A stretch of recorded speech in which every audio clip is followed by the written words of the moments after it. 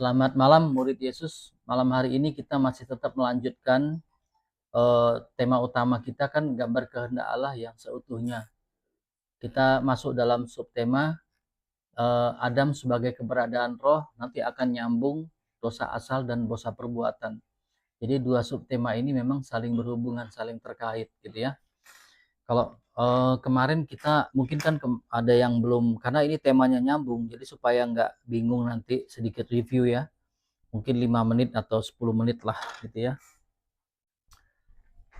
Mana TV sensor remote-nya mana? Tolong dibalikan ke itu ya, Ma. Jadi kalau kemarin kita kan sudah baca, sudah mengerti bahwa Adam itu adalah suatu keberadaan roh. Tujuannya supaya manusia ini pun bisa menjadi wadah bagi firman Tuhan. Bisa didiamin, ditinggali oleh firman Tuhan. Kalau manusia itu tidak keberadaan roh, maka firman Tuhan tidak bisa tinggal di dalam kita ya. Janjinya tidak bisa tinggal di dalam kita. Makanya manusia keberadaan roh itu memiliki arti bisa didiamin oleh firman Tuhan. Selain itu bisa didiamin oleh Roh Kudusnya gitu ya, Roh Kudusnya. Roh Kudusnya seperti itu. Nah, kalau kita lihat sejarah dari penciptaan manusia, kemarin kita juga sudah mengerti bahwa Alkitab kita itu sama sekali tidak bertentangan, tidak bersebelahan dengan ilmu pengetahuan. Kalau kita baca lebih teliti, maka kita bisa mengerti bahwa Alkitab kita itu tidak bahkan bisa menjelaskan gitu ya tentang pengetahuan yang kita tahu selama ini dalam sejarah manusia. Kalau kemarin kan kita sudah tahu bahwa Adam dan Hawa, kemudian dia punya anak Kain dan Habel. Kita udah lihat bahwa Kain itu adalah petani gitu ya, yang mengusahakan perkebunan, sedangkan Habel adalah orang yang sudah mengusahakan peternakan kan gitu ya. Jadi budaya peternakan dan perkebunan itu sebenarnya budaya yang sudah masuk di zaman zaman yang disebut dengan Neolitikum kalau di dalam sejarah. Itu zaman tahun setelah setelah 10.000 tahun atau 20.000 tahun sebelum Masehi gitu ya, 10 sampai 10.000, 20.000, antara 30.000 gitu ya. Sementara sebelum itu ada zaman yang namanya Mesolitikum, baru Paleolitikum. Itu yang kita pelajari kemarin ya. Dan ada masa orang bercocok tanam itu ada di zamannya Neolitikum. Kemarin kita membaca Alkitab kita itu secara mundur gitu ya. Kita mulai melihat dari kejadian gitu ya. Kejadian 5 kan. Kejadian 5 itu kita mau narik mundur bagaimana sejarah daripada si Adam dan Hawa, sejarah dari manusia gitu ya, supaya kita bisa mengerti.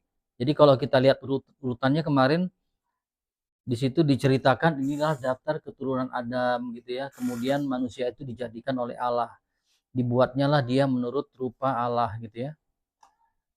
Kok ini nggak fungsi ya?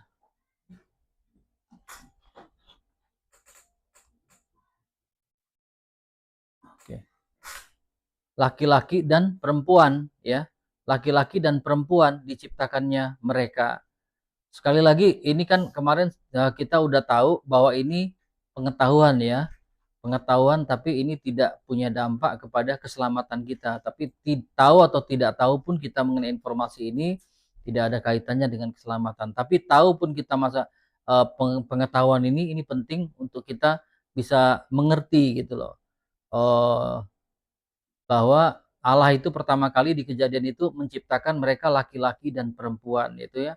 Kalau di kejadian 1 laki-laki dan perempuan ini disebutkan zakar ya.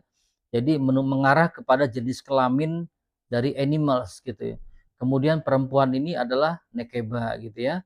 Kemudian baru di kejadian 2 ayat 7 dari semua yang diciptakan itu diambillah satu. Kemudian itulah yang ditaruh di Taman Eden. Kemudian dialah yang disebut dengan Adam gitu ya. Kemudian dari dialah diambil siapa? Hawa ya, seperti ini ya. Ini kan manusia diciptakan laki-laki dan perempuan, kemudian mereka beranak bercucu, memenuhi bumi, kemudian dari salah satu inilah yang diambil, diberikan roh, kemudian ditaruh di Taman Eden ya, dari semua ini. Inilah yang disebut dalam Kejadian 2 ayat 7. Baru kemudian Adam itu dan Hawa mereka mendapatkan perintah untuk menjaga Taman Eden itu, untuk tidak makan buah pengetahuan baik dan jahat, dan tidak memakan buah dari pohon kehidupan.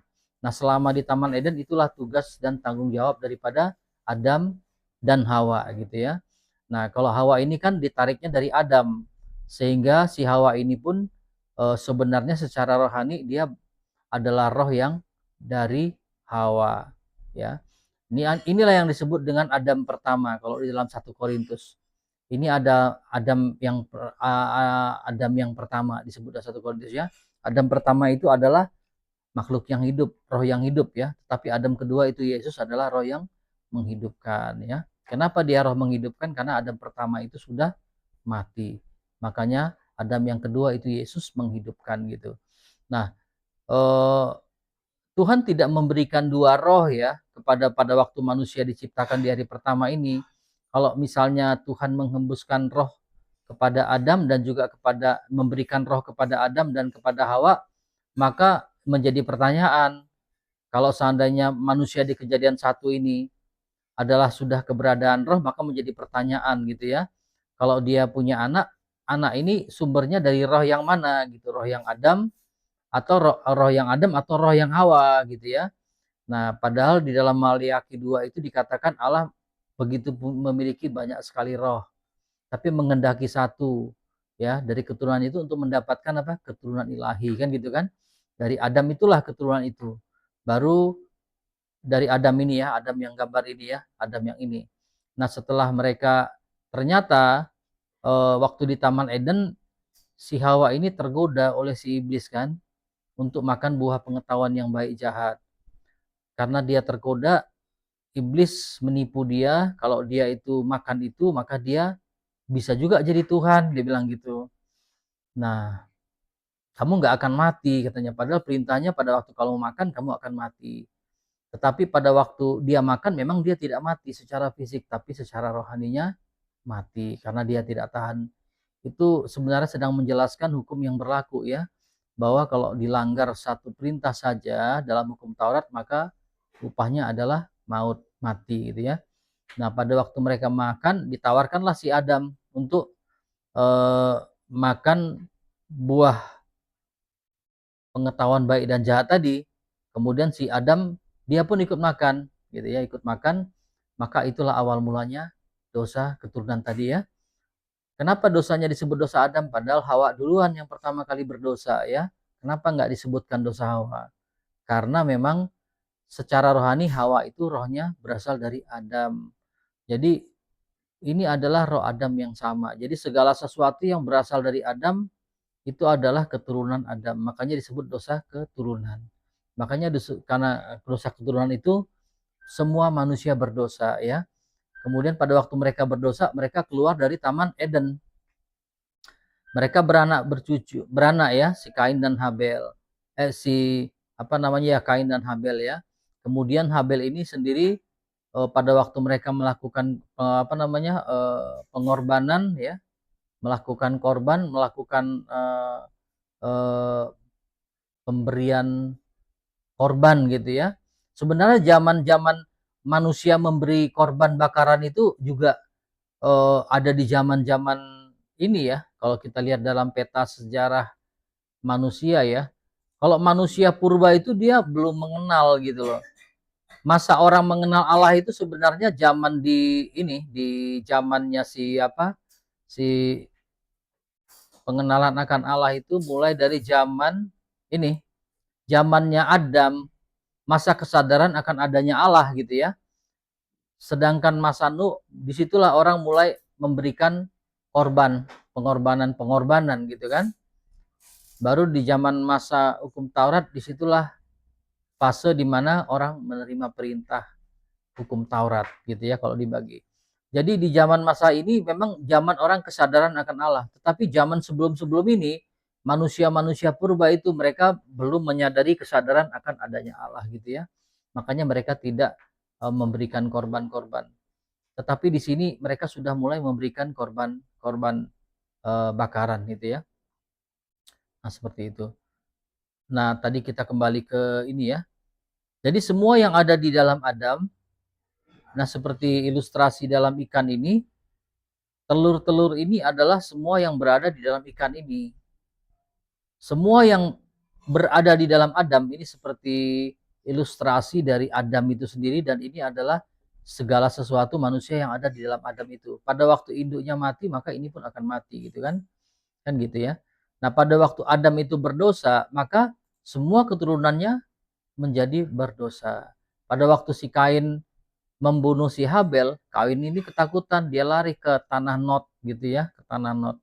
Nah, disitulah dia menikahi. Siapa yang dia nikahi ini?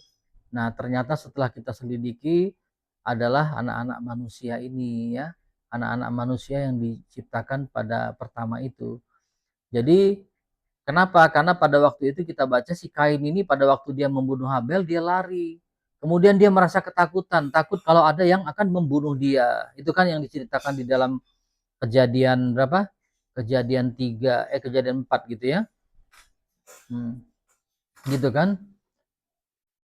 Di dalam kejadian 4 pada waktu ini kan tentang Kain dan si Habel gitu ya.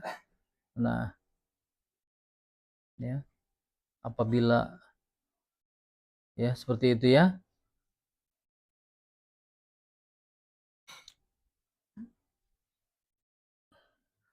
Ya, engkau menghalau aku sekarang dari tanah ini ya, ayat 14. Ya. Nah, mulai dari firman Tuhan kepada Kain ya, generasi apa namanya? Kejadian 4. Firman Tuhan kepada Kain, mengapakah hatimu panas dan mukamu muram? Apakah mukamu, dia tanya tuh, di mana adikmu gitu kan? Apakah aku jadi penjaga, dia bilang si Kain gitu kan. Tapi cerita selanjutnya, dosa sudah mengintip di depan pintu, ia sangat menggoda engkau, tetapi engkau harus berkuasa atasnya. Kata Kain kepada Habel adiknya, marilah kita pergi ke padang. Ketika mereka ada di padang, tiba-tiba Kain memukul Habel lalu membunuh dia. Nah, firman Tuhan kepada Kain, di mana Habel adikmu?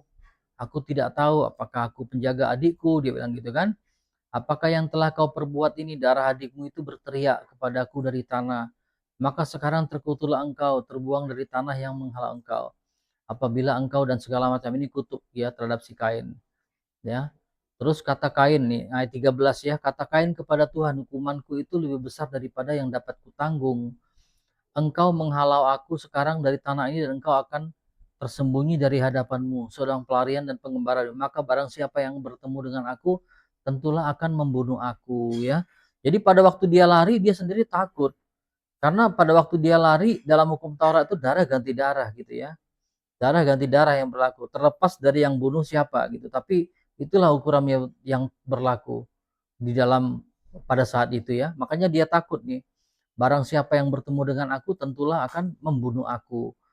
Tetapi firman Tuhan kepadanya, sekali-sekali tidak. Barang siapa yang membunuh Kain akan dibalaskan kepadanya 7 kali lipat. Nah, disinilah ketakutan si Kain. Dia lari, ya dia lari ke tanah Nod itu ya. Terus kemudian dia takut kalau ada yang akan membunuhnya. Siapa yang akan membunuhnya? Yaitu anak-anak manusia ini ya. Anak-anak manusia ini. Mereka ini bukan keturunan dari si Adam. Bahwa mereka inilah anak-anak manusia itu. Nah, anak-anak manusia ini itu yang dikatakan dalam Kejadian 6 itu yang akan dibinasakan kemudian pada zaman Nuh gitu ya. Itu kalau kita pelajari kemarin sedikit mengulang ya. Opung juga kan belum ikut ya kemarin ya.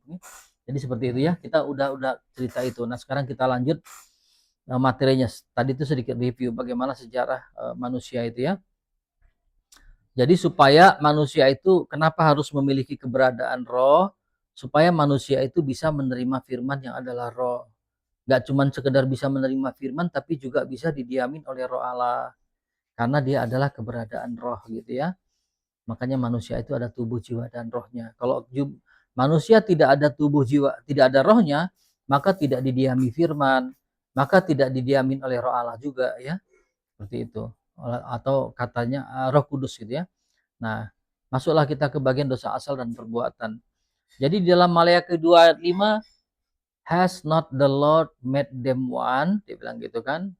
Bukankah Tuhan membuat mereka satu, ya? In flesh and spirit they are his.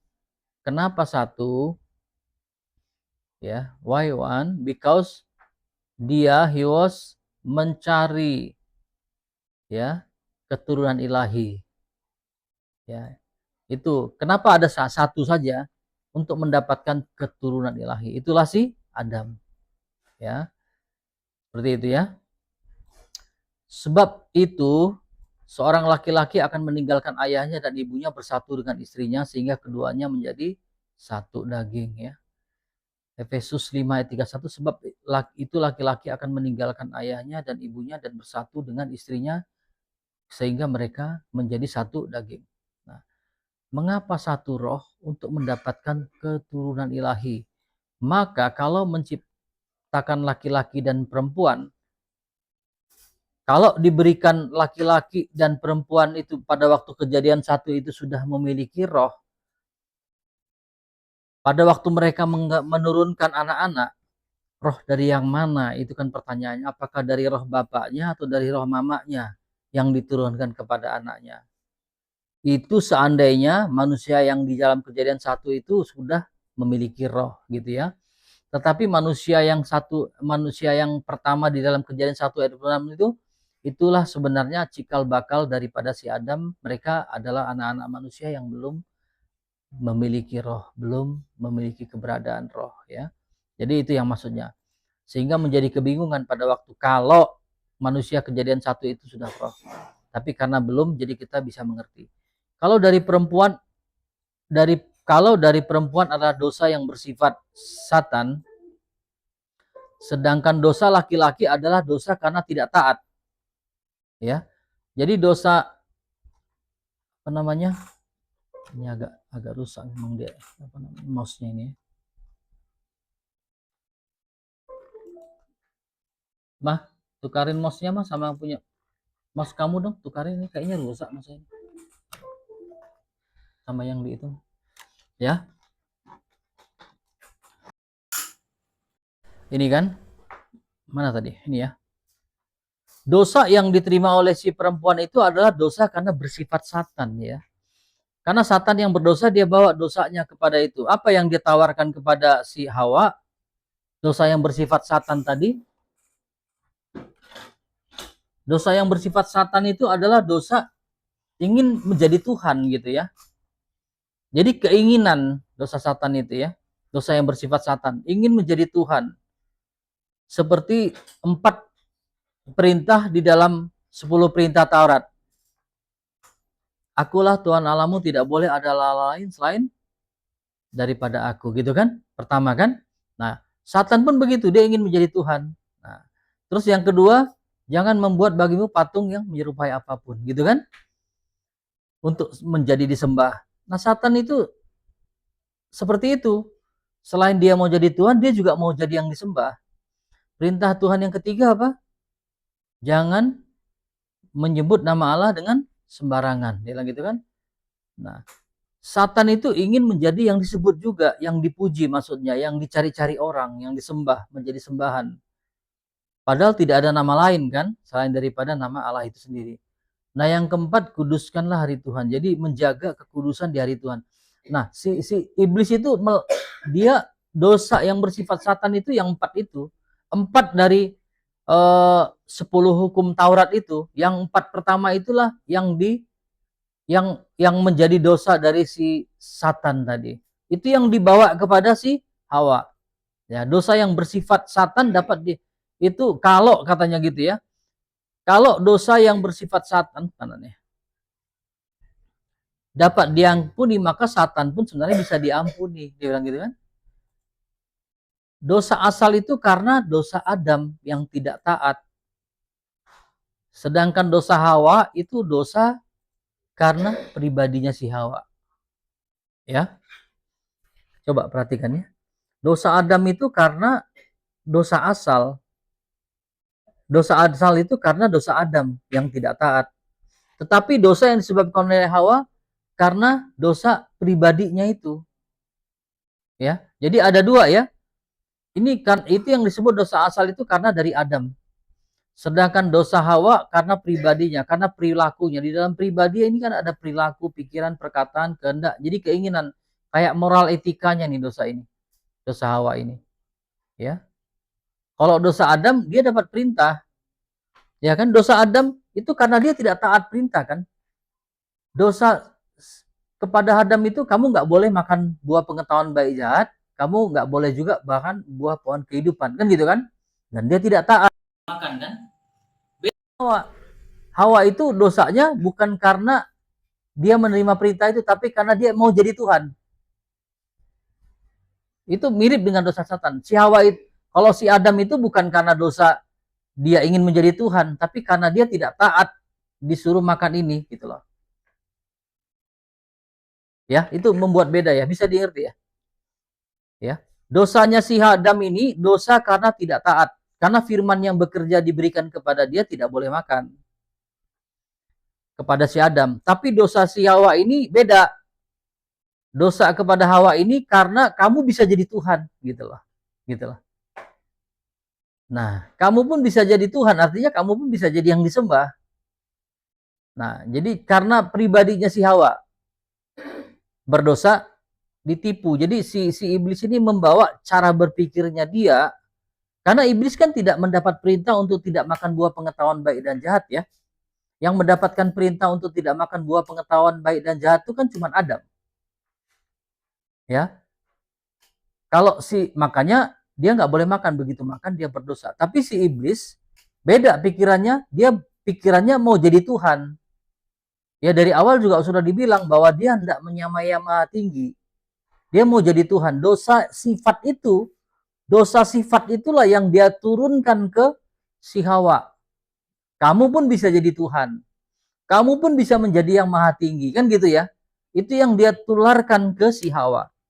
Nah, itu dua perbedaan dosa itu. Dosa asal, makanya di sini disebut dosa karena perbuatan tadi, moral etika tadi, karena pikiran. Dosa karena pribadi si Hawa tadi gitu ya. Nah, kembali ke dosa yang bersifat Satan ya. Adapun ular ialah yang paling cerdik dari segala binatang di darat yang dijadikan oleh Tuhan Allah. Ular itu berkata kepada perempuan itu, tentulah Allah berfirman, semua pohon dalam taman ini jangan kamu makan, buahnya bukan? Nah, gitu kan? Walaupun Hawa berdosa yang terlebih dahulu, dosa itu tidak diturunkan. Ya. Jadi dosa untuk menjadi Tuhan itu tidak diturunkan. Tetapi yang diturunkan adalah dosa Adam. Ya. Tangkap ya. Yang diturunkan itulah dosa Adam. Roh Adam mati, maka Adam menjadi orang yang berdosa. Makanya akan ada Adam yang kedua yang menebus dosa itu. Itu yang dikatakan dalam 1 Korintus. Roh Adam itu menurun. Seluruh keturunan Adam menjadi roh yang mati. Ya, seperti tadi kita bilang ya. Maka seluruh keturunan Adam menjadi roh yang mati. Adam yang kedua adalah roh yang menghidupkan, itulah Yesus. Dulu kita hidup dari pohon zaitun liar, tetapi sekarang kita dicangkokkan lagi kepada pohon zaitun sejati, itulah Yesus. Menjadi satu dengan Yesus dalam baptisan ya. Sejak itu Roh Kudus mengalir dalam hidup kita, maka secara rohani sudah dicangkokkan. Kita sudah dicangkokkan kepada Kristus ya. Makanya di dalam Kejadian Galatia 2 ayat 20, hidup kita bukan kita lagi ya, melainkan Kristus. Nah, jadi pada waktu gini loh, gambar ini ya. Pada waktu kita sudah mati, sebenarnya kita udah mati. Makanya, jadi kita kemarin sudah dijelaskan ya, pada waktu kita mati, bukan lantas kita hidup seperti itu ya, tetapi ada roh Kristus dalam kita yang membuat kita hidup. Gitu loh. Ya. Bukan roh yang mati, ini misalnya roh kita ya, terus dihidupkan. Bukan begitu prosesnya. Ini tetap mati. Tetapi ada roh Kristus dalam kita yang membuat kita hidup, bisa berhubung dengan Tuhan. Makanya dikatakan, hidupku bukan yang ini lagi, tetapi Kristus yang hidup dalamku. Bisa dimengerti ya itu ya. Jadi proses roh kita menjadi hidup itu bukan kita yang misalnya ini udah mati gitu kan, terus hidup lagi, bukan. Ini tetap mati, tetapi ada Roh Kristus dalam kita, gitulah. Nah, itu yang membuat kita menjadi hidup kembali. Prosesnya begitu. Makanya dikatakan hidupku bukan aku lagi, tetapi Kristus yang hidup di dalam aku. Dia ini. Gitu. Prosesnya ya. Ya, kadang dulu pun aku nggak ngerti. Aku pikir kita sudah mati jadi hidup gitu kan. Ternyata kita tetap mati rohnya, tetapi ada Roh Kristus dalam kita yang membuat kita nyambung. Artinya mati itu apa? Terputus hubungan sama Tuhan. Ya. Tetapi karena ada Roh Kristus, kita hidup tersambung kembali. Gitu ya pengertiannya. Makanya kita pahami hidupku bukan aku lagi, ini udah mati, tetapi Kristus yang hidup dalamku. Gitu ya. Kayak gambar kita yang ini. Ya. Ya, hidupku bukan aku lagi, tapi Kristus yang hidup dalamku. Roh kita tetap mati, tetapi yang hidup adalah karena Roh Kristus. Makanya kalimatnya begitu. Bukan aku lagi yang hidup.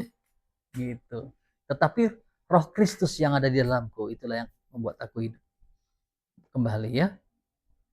Beda ya prestasinya ya. Pengertiannya beda kan? Bisa di ini ya, bisa di ngerti ini ya. Pengertian ayat ini. Bukan lagi aku sendiri yang hidup, melainkan Kristus yang hidup dalamku. Mati kita sudah mati dalam dosa karena upah dosa mati selamanya, tetapi dosa kita sudah ditebus oleh Yesus. Siapapun yang boleh masuk ke dalam Yesus, bagi siapapun yang masuk ke dalam Yesus. Adam itu sudah mati karena dosanya, maka rohnya mati selamanya. Tetapi Yesus menebus dan membayar upah dosa itu. Upah dosa itu maut kan? Maka manusia tidak usah mati selamanya. Ya. Yaitu roh manusia mendapat hak untuk hidup. Maka orang percaya siapapun roh dari diri sendiri memang mati karena dosa, tetapi memperoleh hak untuk hidup. Ya, perhatikan ini. Roh maka orang percaya siapapun roh dari diri sendirinya memang sudah mati karena dosa, tetapi memperoleh hak untuk hidup. Nah, gitu ya. Dari Kristus tadi ya. Hidupku bukan aku lagi ya. Roh yang mati dihidupkan sama dengan kamu sudah mendapatkan hak untuk hidup. Tetapi roh kita sudah mati, kemudian mendapat hak hidup dari roh Kristus. Demikian kita dicangkokkan ke dalam Kristus. Ya. Demikian roh kita menjadi satu dengan roh Bapa. Anak masuk ke dalam diri kita. Firman-Nya masuk ke dalam kita. Roh Adam mati karena dosa, tetapi roh Adam mempunyai hak untuk hidup sejak Yesus menebus dosa Adam itu, gitu ya. Nah, seperti itu. Jadi dosa asal yang membawa kita kepada api neraka, sedangkan dosa asal dari Adam yang membunuh roh kita. Roh mati itu bukan berarti hilang, tetapi hak rohnya dibatalkan. Roh mati itu maksudnya hak si rohnya itu dibatalkan. Itu pengertiannya. Maka roh manusia kita diputuskan dari Allah. Waktu mati ya, waktu Adam jatuh ke dalam dosa. Walaupun kita berseru-seru tidak didengarkan oleh Allah karena terputus. Allah tidak mendengar jeritan itu. Nah, itu kalau kondisinya rohnya mati. Ibadahnya pun tidak dikabulkan. Ya. Karena apa? Karena rohnya putus. Jadi hal rohnya hidup, hak orang dapat melihat Allah, demikian haknya dipulihkan. Jadi dosa asal itu baru bisa ditebus oleh bakti daripada Yesus. Demikian hak rohnya diberikan kembali. Dosa asal itulah yang diturunkan dan membawa kita ke neraka gitu ya. Nah, jadi ini memang pengulangan lagi ya, Adam sebagai keberadaan roh gitu ya. Jadi setelah Adam berbuat dosa, Adam diusir dari Allah, dari Taman Eden kembali ke tempat asalnya dulu. Dulu sebelum berbuat dosa, tempat asalnya di mana? Di luar Taman Eden kan. Nenek moyang mereka itu tadinya di luar Taman Eden. Kemudian Adam itu dimasuk ke dalam Taman Eden kan. Setelah dia diberikan roh ya. Dulu sebelum berbuat dosa, Adam dipanggil untuk menjadi penjaga dari Taman Eden. Tetapi setelah ia berbuat dosa, dia diusir dari Taman Eden dan kembali bekerja keras untuk mencari nafkah. Dulu di Taman Eden, Adam tidak perlu untuk bekerja keras. Karena Allah telah menyediakan semuanya. Dan setelah Taman Eden ditinggalkan oleh Adam, maka Taman Eden dijaga oleh para kerub. agar siapa? Adam dan Hawa tidak mengambil buah pohon kehidupan. Sebenarnya ini sedang menceritakan Allah yang Maha Kasih gitu ya. Seandainya Adam itu balik lagi ke Taman Eden, dia makan buah pohon kehidupan, maka dia tidak ada karya keselamatan bagi dia. Karena kematiannya sudah bersifat kekal, mati kekal. Makanya harus dijaga oleh para grup ini, supaya mereka tidak kembali ke Taman Eden untuk memakan pohon kehidupan tadi. Karena ada kemungkinan kalau dia tidak dijaga, ada kemungkinan buat Adam dan Hawa untuk makan ini. Gitu kan? Jadi dijaga itu adalah bentuk sebenarnya pernyataan dari kasih Allah gitu ya. Allah mengasihi manusia, mengasihi Adam supaya dia jangan kembali ke taman ini untuk makan. Itu maksudnya. Bukan karena Adam itu terus itu adalah sebenarnya apa namanya pewujudan dari kasih Allah. Dan setelah Adam kembali ke tempat asal mereka, baru Hawa melahirkan Kain dan Abel. Sehingga waktu Kain membunuh Abel, Kain sudah terkena kutuk keturunan akibat dosa Adam. Itu ya terus ya. Itu kita udah jelaskan. Ini ya, Kejadian 4 dan seterusnya ya. Kain sekali lah dia jadi takut, dia pergi. Jelas mengatakan selain keluarga Adam nih ya. Selain keluarga Adam, masih terdapat manusia-manusia lain selain keluarga Adam di bumi. Pada waktu itu ya. Nah, karena apa buktinya? Kain membunuh, kemudian dia lari, dia takut dibunuh oleh orang itu. Nah ini keluarga selain Adam itu yang ada di bumi. Itulah yang kita bahas kemarin, orang-orang raksasa, ya itu termasuk di situ ya. Jadi anak-anak manusia disebut dalam Kejadian 6. Karena Kain berseru kepada Allah agar ia tidak dibunuh oleh manusia-manusia lain. Manusia ini, manusia yang tidak memiliki roh itu. Di mana Adam dulu termasuk di dalamnya sebelum Allah memilihnya dan meniupkan nafas roh kehidupan kepadanya, gitu ya. Sehingga Adam menjadi roh yang hidup gitu. Dalam ayat 15 itu dikatakan bahwa Allah memberi tanda kepada Kain ya. Jadi pada Kejadian 4 itu ayat 15 kemudian Kain itu dikasih tanda agar Kain tidak dibunuh oleh barang siapa yang bertemu dengan dia selama pengembaraannya. Nah, dari cerita ini kita bisa tahu bahwa ada keluarga lain selain dari keluarga Adam di bumi. Nah, itulah yang dijelaskan kemarin dalam Kejadian 1 ayat 26 dan semuanya. Itulah manusia-manusia itu nenek moyang ada itu. Manusia yang tidak punya roh ini seperti halnya sebenarnya mirip seperti binatang, tapi bukan binatang. Mereka hakikatnya manusia tapi belum memiliki roh, ya. Mereka tidak mengenal konsep hidup kekal. Ya. Mereka tidak punya roh. Jadi ini yang kita gambar ini ya. Jadi manusia ini nih, yang manusia yang putih ini ya, bukan yang ini yang sudah diberikan roh. Ini manusia ini itu dibilang ya, mereka mirip komposisinya tubuh jiwa masih seperti binatang. Tapi mereka bukan binatang. Mereka tidak mempunyai konsep hidup kekal. Mereka tidak mempunyai roh. Maka setelah mereka mati, lenyap. Keberadaan mereka itu lenyap menjadi debu tanah, ya. Tidak ada kehidupan atau penghakiman setelah mati bagi mereka. Karena apa? Karena mereka tidak punya roh. Maka setelah mereka mati, karena mereka tidak punya roh, keberadaan mereka lenyap aja gitu, menjadi debu tanah. Tidak ada kehidupan penghakiman setelah mati juga. Hukuman Allah terhadap pelanggaran dosa mereka adalah hanya terbatas kepada hukuman fisik. Ya, tidak ada penghukuman roh bagi mereka. Tidak ada penghukuman bagi kehidupan rohani mereka, karena mereka kan cuman anak-anak manusia tadi cuman tidak memiliki roh, jadi tubuh dan jiwa aja. Anak Adam, si Kain menikah dengan siapa? Anak perempuan manusia. Nah, ya kan? Kalau kita baca di Kejadian 6, ketika manusia itu mulai bertambah banyak dan jumlahnya di muka bumi, maka bagi mereka lahir anak-anak perempuan ya. Nah, itu gambar kita tadi kan. Waktu itu mereka bertambah banyak, laki-laki dan perempuan mereka beranak cucu ya, anak manusia itu ya. Nah, ketika anak manusia itu mulai bertambah banyak jumlahnya di muka bumi, dan bagi mereka lahir anak-anak perempuan. Nah, jadi anak-anak manusia ini mereka bertambah banyak dan pada mereka ada anak-anak perempuan. Yang ini ya, ini perempuan kita bilang ya. yang gambar ini. Lalu apa ceritanya? Dia bilang gini, di dalam Kejadian 6, maka anak-anak Allah, ya, bahwa anak-anak perempuan itu cantik. Melihat, maka anak-anak melihat bahwa anak-anak perempuan manusia itu cantik-cantik. Nah, jadi ini lihat gambarnya ya. Ini kan yang ini perempuan, ini perempuan, ini perempuan, ini perempuan ya. Mereka beranak bercucu banyak ya. Nah, anak-anak Allah ini, generasi yang anak-anak Allah ini yang ada arsiran hitam ini melihat anak-anak perempuan ini cantik-cantik. Maka mereka kawin nih, anak-anak manusia ini. Nah, yang hitam, yang ada hitam ini adalah anak-anak Allah. Anak-anak Allah ini melihat anak-anak perempuan dari manusia itu cantik-cantik. Nah, itu yang dikatakan dalam Ibrani 6. Nah,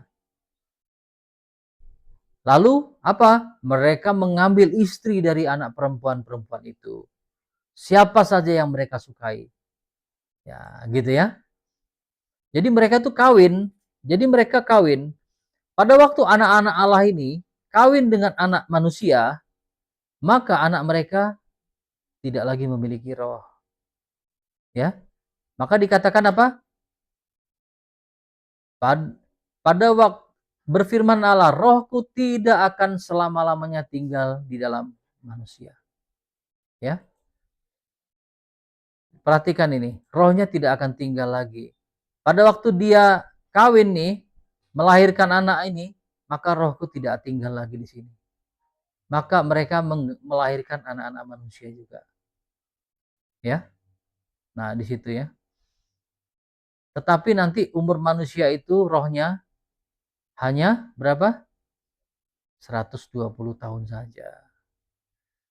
Karena manusia itu daging ya. Tapi umur manusianya akan cuman 120 tahun saja ya. Jadi kalau kita baca kalimat ini ada berapa kalimat? Rohku tidak akan selama-lamanya tinggal di dalam manusia. Kenapa tidak selama-lamanya? Karena manusia itu daging, dia bilang gitu. Anak-anak manusia ini daging ini, ya. Jadi ini kan keberadaannya daging ini, bukan keberadaan roh ini. Beda sama yang hitam ini. Ini keberadaan roh. Mereka memiliki roh, diberikan roh dan diturunkan dari roh Adam. Pada waktu anak-anak ini kawin sama anak-anak manusia ini, maka rohku tidak akan selama-lamanya dalam mereka. Mereka melahirkan generasi-generasi anak yang tidak memiliki roh juga. Nah, mereka ini kemudian memang dimusnahkan pada zaman Nuh. Karena mereka tidak memiliki roh, mereka tidak perlu taat firman kan. Mereka melakukan apa saja. Dan tidak ada urusan dosa bagi generasi ini. Itulah. Karena mereka tidak memiliki keberadaan roh. Mereka tidak ada firman. Berbeda sama anak-anak Allah ini. Anak-anak Allah ini keturunan Set nanti banyak kan. Nah, anak-anak Allah ini. Nah, kejadiannya gimana? Anak-anak ini akan nanti dibinasakan di zaman Nuh. Gitu ya. Maka menyesallah Tuhan bahwa ia telah menjadikan manusia di bumi dan hal itu memilukan hatinya. Berfirmanlah Tuhan, aku akan menghapuskan manusia yang telah kuciptakan itu dari muka bumi. Jadi manusia tadi diciptakan itu dihapuskan dari muka bumi. Baik manusia maupun hewan dan binatang-binatang melata, sebab aku menyesal bahwa aku telah menjadikan mereka. Ya, tetapi Nuh mendapat kasih karunia di mata Tuhan. Nah, jadi cuma Nuh nanti dan generasinya. Nah, itulah kemudian setelah itu manusia-manusia ini udah nggak ada nih. Ya, yang ada adalah keturunan Nuh yang bentuknya kayak gini. Anak-anak keberadaan roh, anak-anak Allah punya roh. Kenapa disebut anak Allah? Karena mereka memiliki roh Allah gitu. Yang disembuhkan tadi, yang diberikan roh dari Allah. Maka disebut anak-anak Allah. Nah, itu ya sejarah dari manusia ya. Manusia keberadaan roh ya. Jadi ada dua golongan manusia. Golongan anak-anak manusia dan golongan anak-anak Allah. Ya, dari Kejadian 6 itu. Siapa anak-anak manusia itu? Ya ini gambarnya. Ini. Manusia yang diciptakan dalam Kejadian 1. Inilah yang manusia-manusia purbakala, manusia-manusia raksasa, manusia-manusia purbakala itu ya. Mereka itu. Nah, seperti itu ya firman-Nya ya. Jadi anak-anak Allah dalam hal ini maksudnya adalah keturunan Adam karena mereka memiliki roh berasal dari roh Adam. Dari namanya Adam kita bisa tahu bahwa A itu sebenarnya roh. Dam itu darah. Jadi Adam itu sebenarnya sudah menceritakan bahwa mereka adalah darah, roh yang memiliki tubuh dan darah gitu ya, memiliki darah gitu ya, Adam itu. Jadi Adam itu sudah, kalau yang manusia itu human being sebenarnya disebut. Jadi manusia yang memiliki roh adalah ketua Adam.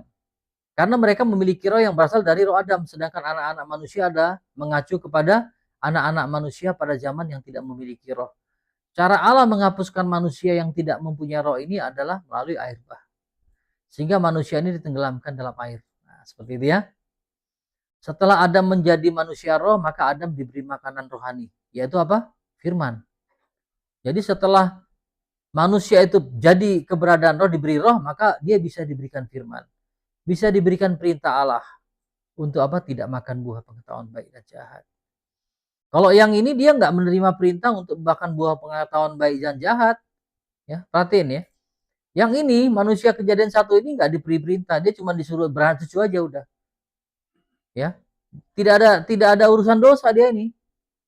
Dia disuruh beranak cucu, ya kawin-kawin aja udah pokoknya. Kuasai bumi gitu kira-kira gitu kan. Betul kan? Nah, ini. Dia perintahnya itu. Makanya pada waktu Adam dan Hawa ada di Tanah Eden, karena mereka tidak mendapatkan perintah untuk perintah mereka itu adalah apa? Menjaga Taman Eden. Makanya di Taman Eden mereka itu tidak beranak bercucu. Ya. Jadi ini ya, mereka itu di Taman Eden tidak beranak bercucu. Setelah mereka jatuh ke dalam dosa, keluar baru mereka beranak bercucu. Ya. Baru mereka mengikuti tradisi bercocok tanam. Dia pun di sini tidak masuk dalam tradisi itu ya, tradisi manusia itu ya. Nah, seperti itu yang kita jelaskan. Yohanes ya, Yohanes ya. Oke, saudara. Jadi keturunan Adam mereka tidak hanya butuh makan tubuh saja, tetapi juga makan firman. Jadi manusia ini yang ini dia bukan cuma makan tubuh. Kalau yang manusia yang ini dia cuma makan untuk kebutuhan tubuh. Makanya dia nggak perlu firman. Tetapi yang manusia ini, yang keberadaan roh ini, ketua Adam ini, dia karena roh dia selain makan untuk tubuhnya, dia juga makan untuk rohnya. Makan firman gitu ya. Allah memberikan Adam, ya, ini perhatikan, Adam memberi Adam makanan untuk tubuhnya dengan segala buah-buahan, tumbuh-tumbuhan yang ada di Taman Eden, ya. Tetapi untuk roh Adam, Tuhan memberi makanan rohani, firman. Apa? Jangan makan buah pengetahuan baik dan jahat. Jadi jangan makan buah pengetahuan baik dan jahat, itu makanan buat rohnya si Adam sebenarnya. Tetapi kalau yang lain-lain, buah-buah biji-bijian apa yang ada, kamu boleh makan, itu makanan untuk tubuhnya. Nah, kalau kita lihat dalam gambarnya ya, misalnya ini kita lihat Adam ya, kita lihat bagi Adam, mana? Ini ya. Jadi biji-bijian yang ada di taman itu makanan buat tubuhnya Adam. Tetapi perintah untuk makan, tidak makan buah pengetahuan yang baik itu makanan buat rohnya. Berbeda ya. Makanya pada waktu dia makan buah pengetahuan yang baik, yang mati rohnya bukan tubuhnya. Ya. Kalau dia tidak makan biji-bijian lama, mati yang mati tubuhnya. Ya. Tetapi kalau dia tidak taat, tidak makan, tidak taat kepada firman yang ini, maka yang mati adalah rohnya. Jadi firman untuk tidak makan buah pengetahuan yang baik itu sebenarnya makanan bagi rohnya. Nah, bisa kita pahami ya. Nah, seperti itu ya. Jadi selama Adam mentaati firman perintah Allah, rohnya itu Adam tetap hidup gitu dibilang ya. Rohnya tetap hidup dan berhubungan dengan Allah tidak putus. Dan pada saat Adam melanggar firman atau perintah Allah, yaitu Adam saat makan buah pengetahuan yang baik dan jahat, maka roh Adam mati. Ya, tadi kita udah ulang ya. Dia itu alasan dia makan bukan karena kesalahan dia, bukan karena ingin menjadi Allah si Adam ini. Karena dia tidak taat ini, perintah untuk tidak makan buah pengetahuan baik jahat. Kalau si Hawa bukan karena itu, karena dia mau jadi Allah gitu. Ya, dosanya begitu. Ya, makanan rohani kita juga adalah perintah. Jadi refleksinya ke kita apa? Bagi kita makanan rohani kita itu adalah perintah firman Allah, ya. Makanya kita baca firman, kita dengar firman, kita melakukan firman, ya. Karena dalam firman Allah ada hidup kekal. Jadi itu maksudnya. Kenapa kita harus mengerti ini? Bahwa manusia itu keberadaan roh. Artinya apa? Harus makan rohnya. Dengan cara apa? Baca firman, dengarkan firman, renungkan firman, taat melakukan firman. Kalau seandainya manusia itu tidak punya roh, ya nggak usah makan. Tetapi semua di dunia, semua bangsa, mau di luar negeri, di Cina, mereka tidak sadar akan ini, keberadaan roh ini. Sehingga mereka tidak menadari bahwa mereka harus makan firman. Betul kan? Mereka cuma terfokus kepada makanan tubuh. Cari uang, kerja, makan, tidur, udah atau mati. Padahal mereka menyadari mereka ini roh, ada roh. Roh ini harus makan. Makannya beda sama tubuh. Kalau tubuh makannya nasi, ini makannya firman, gitu kan? Nah, tetapi manusia semakin tidak sadar bahwa dia keberadaan roh. Kenapa kita pelajari materi ini? Karena kita harus sadar bahwa kita adalah keberadaan roh. Artinya apa? Kita sesungguhnya adalah roh ini loh. Suatu saat ini tubuh ini akan menjadi debu tanah. Tetapi roh ini yang selama-lamanya, gitu ya. Roh jiwa kita ini yang seterusnya. Tubuh ini akan ke dalam debu tanah. Nah, supaya kita berpikir bahwa kita yang sesungguhnya itu adalah yang ini nih.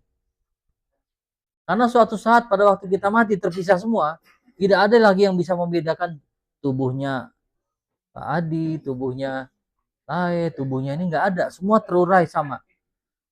Ya, tapi yang membuat beda adalah rohnya, gitu ya. Lanjut ya. Perintahnya itu adalah hidup kekal. Jadi aku katakan, aku menyampaikan. Jadi perintah Allah itu adalah hidup yang kekal. Perkataan-perkataannya itu perintah. Perintah itu bukan ajakan, perintah untuk dilakukan. Ya, perkataan-perkataannya adalah perintah. Ya, Yohanes 12 kita buka aja lah, Yohanes 12 ayat 50 ya. Biar kita baca apa sih? Yohanes 12 ayat 50. Ya kan? Dan aku tahu bahwa perintahnya itu adalah hidup yang kekal. Perintah. Jadi perkataan Tuhan perintah sebenarnya. Perintah itu artinya apa? Untuk ditaati. Untuk ditaati. Ya. Jadi perintahnya itu hidup yang kekal. Ya. Perintah. Tanpa firman Tuhan, roh kita itu pasti mati. Makanan dari roh kita hanyalah firman. Yaitu mendengar, membaca firman, dan melakukannya. Ya. Kejadian 27 itu saat Adam dan Hawa makan buah pengetahuan baik dan jahat, mereka akan firman, memberontak kepada Allah. Mati di sini bukan mengacu pada fisik ya, tetapi rohnya mati, terputus. Buktinya apa? Dia nggak langsung mati, bahkan sampai 920 tahun fisiknya, ya. Tetapi rohnya mati. Nah, jadi kata mati di situ mengacu kepada kematian rohani.